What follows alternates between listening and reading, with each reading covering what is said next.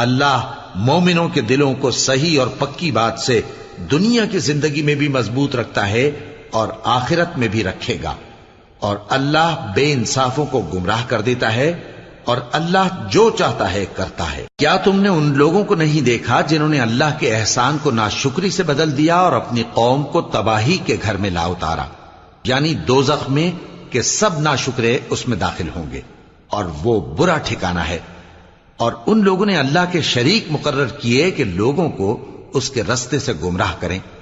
कह दो कि चंद रोज फायदे उठा लो, आखिरकार तुमको दोज़ख की तरफ लौट कर जाना है। ऐ पैगंबर, मेरे मोमिन बंदों से कह दो कि नमाज पढ़ा करें और उस दिन के आने से पेशतर जिसमें ना अमाल का सौदा होगा और न दोस्ती काम आएगी, हमारे दिए हुए माल में से पोशीदा और अलानिया खर्च करते रहें।